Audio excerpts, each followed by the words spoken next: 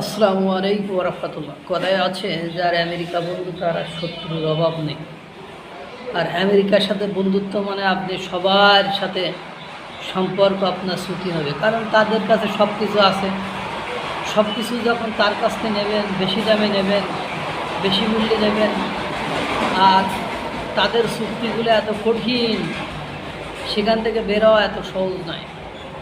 এতকাল দেখেছে, মানে ভারতের আধিপত্যবাদ দেখাইতে পারুক আর না পারুক, মানুষ বলছে ভারতের আধিপত্যবাদ আজ থেকে শুরু হচ্ছে। বাংলাদেশ সশস্ত্র বাহিনী ও যুক্তরাষ্ট্রের সেনাবাহিনীর অংশগ্রহণে বার্ষিক যৌথ সামরিক মহড়া টাইগার লাইটেনিং 2026 আনুষ্ঠানিকভাবে শুরু হবে আজ থেকে। এবারের মহড়ায় দুই দেশের 160 জনের বেশি সামরিক সদস্য অংশ নেবেন। ঢাকায় মার্কিন দূতাবাস শনিবার এক বিজ্ঞপ্তিতে এই কথা জানান। এই যৌথ মহড়ার মাধ্যমে বাংলাদেশ ও যুক্তরাষ্ট্রের সামরিক বাহিনীর মধ্যে পেশাগত সহযোগিতা, পারস্পরিক সমন্বয় এবং বাস্তব পরিস্থিতিতে যৌথভাবে কাজ করার সক্ষমতা আরও জোরদার করবে।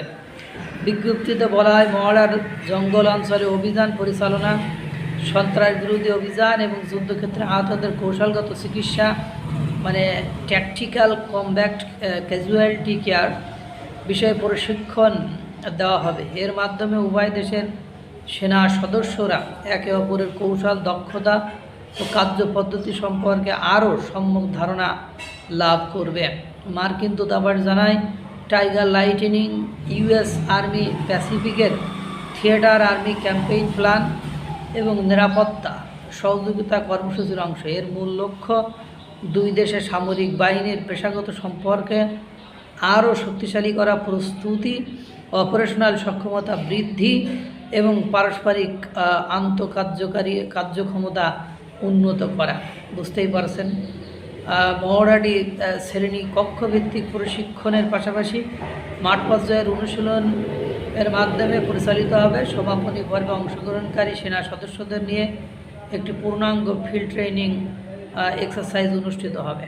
এখন বোঝেন, এর আগে দেখেছেন যে কম দামের গম কীভাবে বেশি দাম দিয়ে আমেরিকা থেকে কিনতে হয়, কারোর দেশ থেকে তেল কিনতে হলে কীভাবে আমেরিকার অনুমতি নিতে হয়।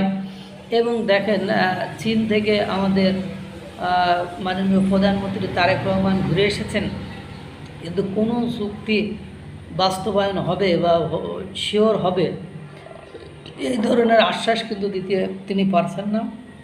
অর্থাৎ আমেরিকা যে সেন্ট মার্টিনের প্রসঙ্গ উঠতেছে, যে মানবিক করিডোর দেওয়া, মায়ানমার যেহেতু জঙ্গল অঞ্চল বলতে বোঝায় ওই যে মায়ানমার, কক্সবাজার, টেকনাফ, বান্দরবন, খাগড়াছড়ি ওই অঞ্চলটারই তো বোঝায়।